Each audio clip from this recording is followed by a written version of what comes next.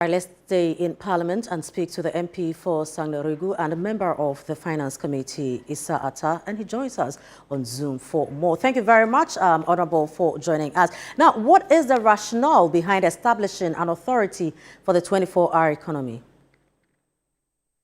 All right. So let me say good evening to your viewers. I'll begin by saying that proposing an institutional framework to execute the 24-hour program is anchored on the belief that this is a multi-sectorial approach to addressing the issue of industrialization. So something that engages multi-sectors or many other sectors. It doesn't befall in one authority or one ministry for you to coordinate the affairs of that program. So that is why we need an institutional framework and legal backing that will give it focus and attention in coordinating the various efforts in the various sectors to achieving the goal. I always say that the 24-hour economy is not a policy. It's a framework. That is why we indicated that the 24-hour economy simply represents a bold and comprehensive attempt to reset our country's economic model to the 21st century. In fact, Ghana will be the first to implement such a major economic framework that is leveraging time, expanding our productive capacity, and strengthening trade competitiveness in Africa.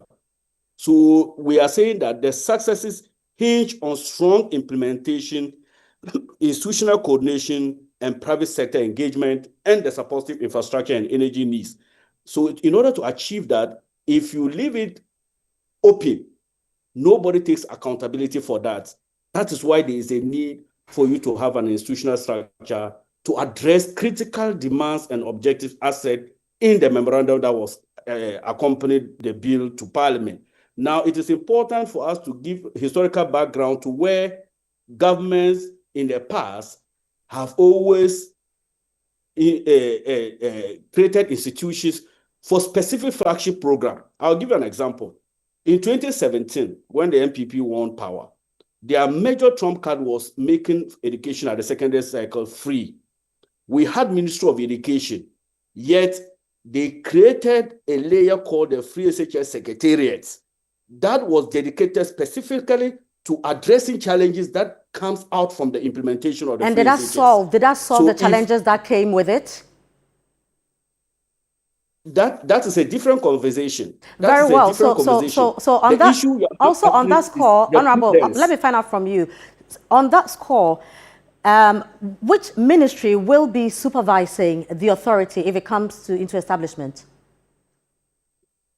So that is why I said that it is multi-sectorial.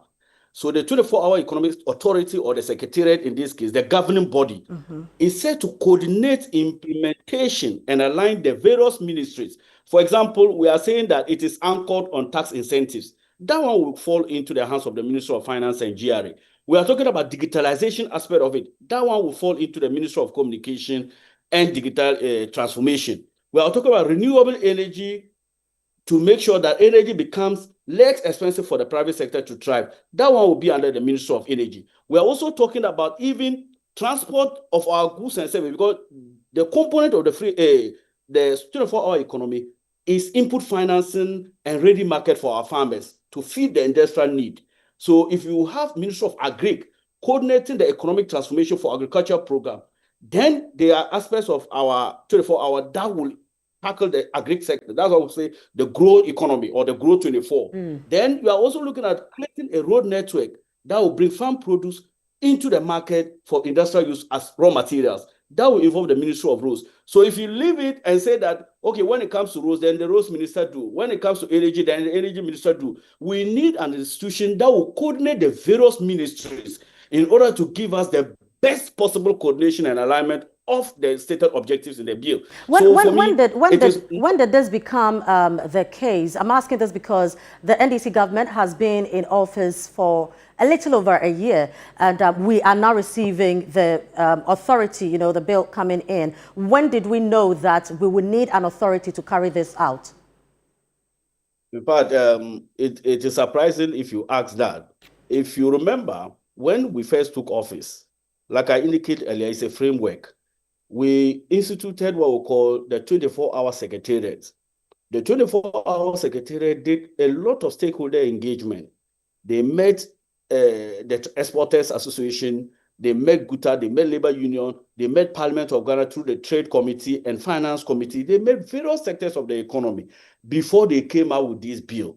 In fact, it will interest you to know that this bill did not just come in this current session of Parliament. The bill was brought to Parliament in the last session before we rose for Christmas. So it is not suddenly just appearing because of we have just resumed from break. This bill was given to us in 2025. The only difficulty was that it was not programmed in the order paper for debate. So, and when it also came, the matter was referred to the Economy Committee. And over the week, the Christmas break, the Economy Committee, together with the Ministry of Finance, the GRA, and all major stakeholders, were part of the deliberation on this bill. So what you are now seeing in this case is a report of the committee and the consideration of the bill. So this is not just suddenly coming. We always knew from onset that it's a multifaceted approach to industrialization, and we need to have an institutional or a body that will coordinate the affairs of the framework. This is something that export promotion. This is something that Mr. Guzitano and his team, the Secretariat, cannot supervise. Exactly. The Secretariat cannot handle. Exactly. In fact, no, you see, a Secretariat is just like an administrative arm of the government. So if you observe, it was under the Office of Government Machinery. Right. In 2025, when we came to read the budget for 2020, the 3-month budget the MPP did, when we first took office in January, Honorable Guzitano came and briefed Parliament on what exactly is the 24-hour model. Now, following from that, it doesn't have any independent budgetary allocation. There's no governance structure, and there's no even issues of addressing challenges. They didn't have any legal capacity.